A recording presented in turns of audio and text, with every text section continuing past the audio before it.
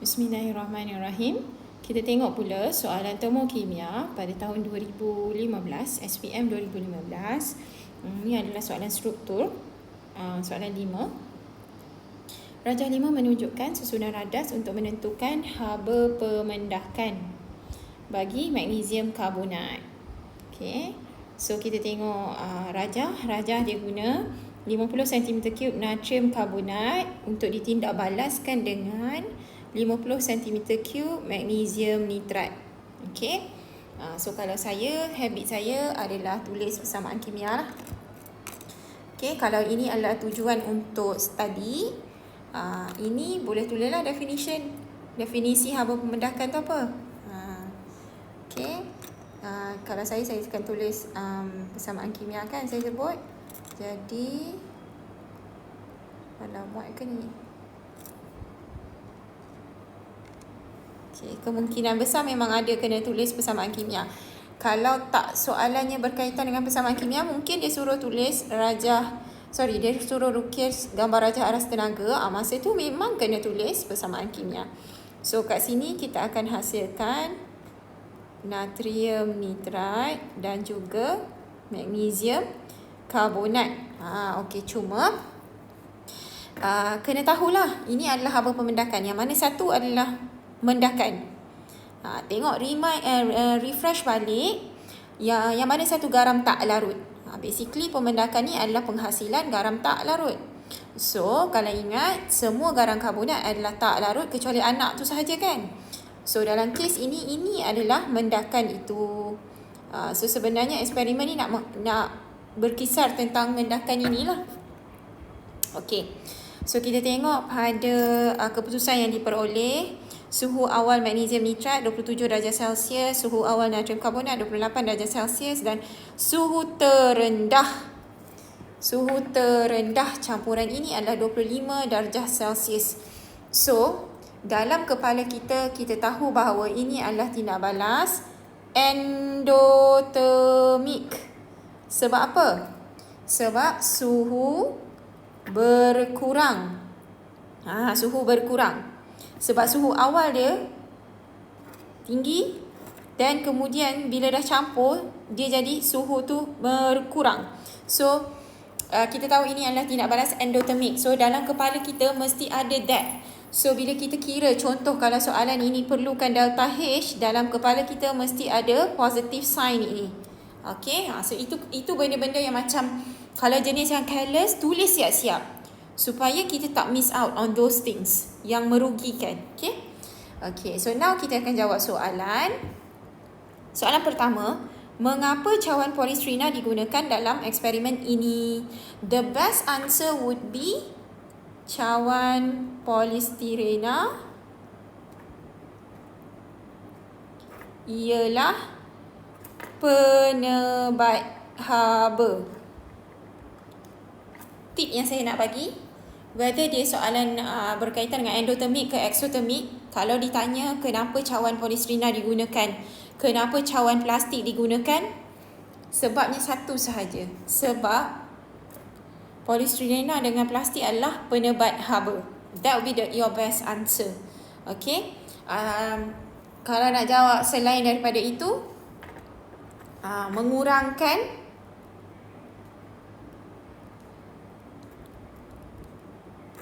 haba diserap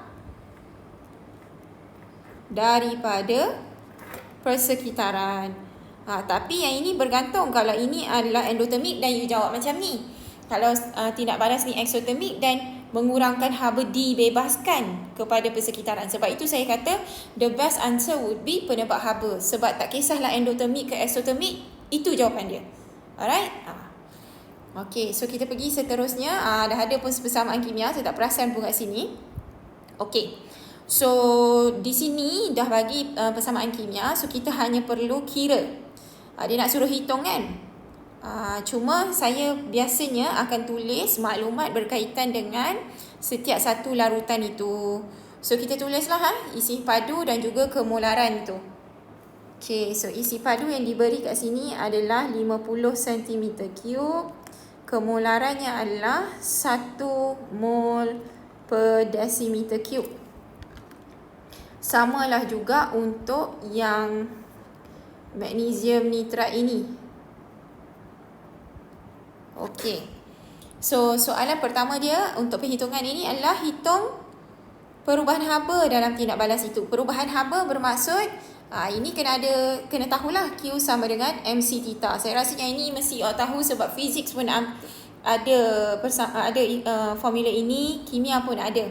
Kalau dalam fizik kita guna Q, kalau dalam kimia kita guna H. Tak kisahlah Q ke H ke, mana-mana pun boleh asalkan formula tu betul lah. Okey. M kat sini adalah jisim larutan.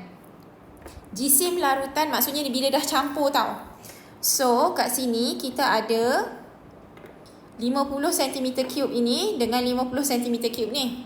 Campur dua tu akan jadi 100 cm3.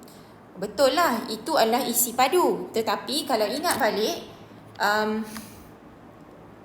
untuk formula ketumpatan, okey, kita tahu ketumpatan larutan, ketumpatan air sebenarnya adalah 1 gram per cm3. Kita dah ada ni. Boleh tak kita cari M? Boleh kan? So, kalau kita manipulate formula ni, dia M equals rho darab V. Rho ni nilai dia 1. Darab dengan V. Anything darab dengan V dapat balik nilai itu, betul tak? Sebab itu, tak perlu tunjuk pun macam mana you dapat jisim campuran atau larutan itu. Terus dia tulis. So, 50 plus 50 is 100. Now, kenapa unit dia jadi gram? Okey, saya tunjuklah untuk kali ini. Saya akan tunjuk. So, yang ini 1 gram per centimeter cube. Kita darab dengan dua-dua larutan ni. Campur dua larutan ni, kita dapat 100 kan? Centimeter cube. Kita cancel off. So, nampak tak? Kita akan dapat nilai yang sama. Cuma kita hanya tukar unit sahaja. C is 4.2 joules per gram per degree Celsius. Sorry. Okay. Now, untuk theta, macam mana kita nak kira theta? Sebab kita ada initial atau suhu awal ini yang berbeza. So, bila ada berbeza macam ni, kena buat purata suhu awal. So, macam mana nak kira purata suhu awal? Macam mana you kira purata? Exactly like that. So, it's 27 plus 28 bahagi 2. So, you will get 27.5 degree Celsius. Ini suhu awal. So, kita kena tolakkan suhu awal ini dengan suhu terendah. So, 27.5. So, kita darab kat sini ya betul lah. 25.0 degree Celsius. Macam itulah. So, kita cancel off unit. Kita akan dapat something dalam unit joules. Okey. Adakah perlu tulis unit dalam setiap step calculation? No. Tidak perlu tulis unit pada setiap langkah pengiraan. Yang penting jawapan akhir ini ada unit joules. Okey, cuma saya jadikan habit supaya saya boleh cancel off unit. So, nanti saya tahu. Oh, memang unit dia joules. Okey. Okey, so kat sini suhu dia adalah 2.5 darjah Celsius dan kita tekan kalkulator, kita akan dapat 1050 joules. Okey. So, then dia suruh kita kira haba pemendakan. Haba pemendakan ni yang mana? Haba pemendakan adalah delta H. Ingat, kat sini mesti ada simbol positif. Okey, so saya padam bahagian ni sebab tadi saya tak perasan ada persamaan kimia tu. Okey, so kita tengok bilangan mol dululah. Okey, so bilangan mol kita akan kira untuk magnesium karbonat sebab haba pemendakan untuk magnesium karbonat. Macam mana you nak dapat bilangan mol untuk magnesium karbonat? Sebenarnya dia adalah bilangan mol ion magnesium dan bilangan mol ion karbonat. Magnesium ni mana nak datang? Dia datang daripada magnesium nitrat. So basically you kena kira bilangan mol bagi magnesium nitrat dan yang karbonat akan datang daripada natrium karbonat. So, you kena kira bilangan mol bagi natrium karbonat. Perlu ke kira dua-duanya? Biasanya tak perlu. You kira salah satu. Okay, I will show you how. So, kita akan kira... saya akan padam ni. Okay. Bilangan mol ion magnesium ataupun ion karbonat. Sebab apa kita tak perlu kira dua-dua? Sebab ni sama sahaja information dia. So bila you kira dua-dua pun you will get the same thing lah. Okay. N sama dengan MV.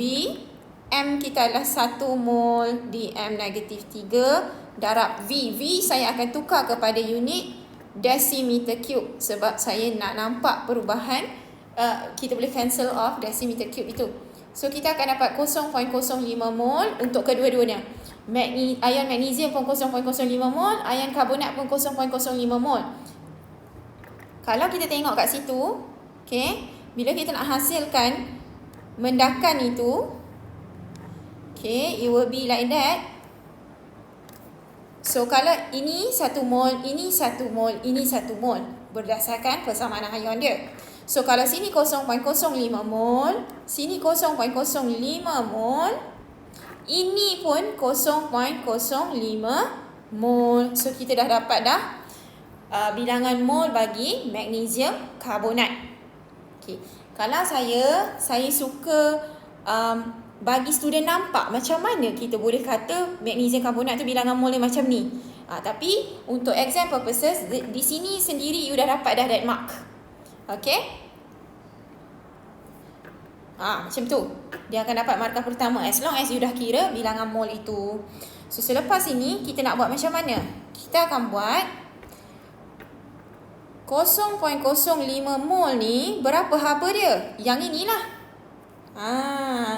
So 1050 joules.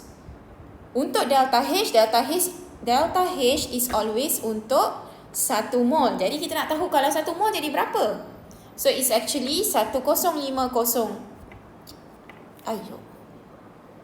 It's actually 1050 joules bahagi 0.05 mol. So kita pun tekanlah kalkulator. Kita akan dapat 21,000 joule per mol. Remember, delta H selalunya kita akan tulis dalam unit kilojoule per mol. Remembering that kita kena tulis positif. So it will be 21. Ini kita convert kepada kilojoule per mol. Okay, so this is second mark. This is the third mark. Mesti ada simbol, mesti ada nilai dan unit yang betul. So dapatlah 3 markah kat situ. Okay, soalan yang seterusnya, ini saya dah crop supaya kita nampak ceritanya, rajah yang berkaitan tu. So dekat sini berdasarkan perubahan suhu nyatakan jenis tindak balas itu. So kita dah tahu kan, tindak balas ni adalah endothermic. Ejaan be careful. So kalau you are using English, it will be thermic.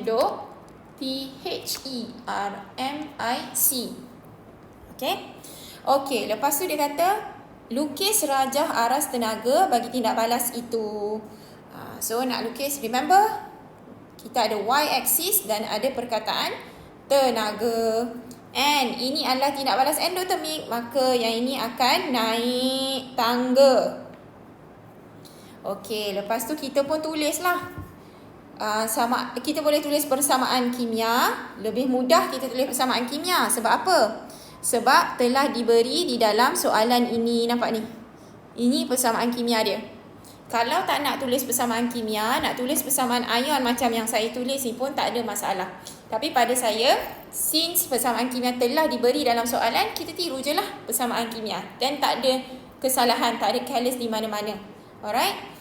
Okay, so kita pun tulis. Macam tak muat saya buat ni. Oops.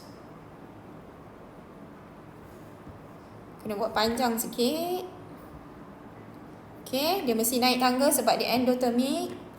Tadi magnesium nitrate dengan natrium karbonat akan menghasilkan magnesium karbonat dan juga natrium nitrat. Okey, belum habis cerita lagi. Kita kena letak delta H yang kita dah hitung tadi, iaitu begini. Ingat, placement of delta H is always antara bahan tindak balas. Level yang bahan tindak balas ni dengan yang hasil tindak balas. Okay, dia tak boleh simply letak mana-mana. Okay, alright. So lepas tu dia kata E, eksperimen ini diulang dengan menggunakan 50 cm3 larutan kalium kalium karbonat menggantikan natrium karbonat. So sebelum ni dia guna natrium, sekarang dia guna kalium. So dia kata ramalkan nilai haba pemendakan bagi eksperimen ini. Okay, nilai dia masih sama. Okay, bila kita ramalkan nilai, maksudnya kita kena tulislah nilai tu. Dan ataupun you tulis sama lah, tapi sebenarnya biasanya lah untuk kimia ni, bila dia suruh ramal nilai, means you kena letak dia nilai. Okay, remember mesti ada positif nilai. Okay, kenapa nilai haba tu adalah sama? Ingat tak, at the beginning saya ada sebut that this is haba pemendakan. And haba pemendakan tu adalah untuk magnesium karbonat. Kenapa untuk magnesium karbonat? Sebab this is the mendakan. Okay, so kalau dia ubah kalium karbonat, dia ubah daripada natrium karbonat jadi kalium karbonat, akan affect tak benda ni? Dia masih ada karbonat, Adakah dia akan menggantikan ni? Tak. Jadi itu sebabnya delta H dia masih kekal. Kenapa? This ion kalium atau ion natrium ni hanyalah ion pemerhati. Kita panggil dia ion pemerhati. Spectator ion. In English it is called spectator ion. So sebab itu tiada perubahan dari segi delta H dia tu. Okay, macam mana kita nak tulis jawapan kita tu nak sampai dapat 2 markah tu kan? So kita akan jawab kedua-dua eksperimen menghasilkan, saya tak boleh tulis short form tak boleh tulis short form. So kita akan tulis ni. Okay, so tak kisahlah you ubah kalium karbonat ke natrium karbonat ke amonium karbonat ke, dia tak akan affect. Okay, kedua-dua eksperimen menghasilkan magnesium karbonat. And kita boleh sebut tadi tu yang saya sebut, Na positif dan K positif ialah ion pemerhati. Dia bukannya the main thing that is in the reaction. Kalau dia kata kat sini, dia ubah magnesium nitrat tu kepada something else, then that will affect delta H. Sebab kat sini yang akan berubah. Tapi adakah soalan itu akan keluar dalam SPM? I doubt. Takkan ada. Sebab it's not in your syllabus. Okay?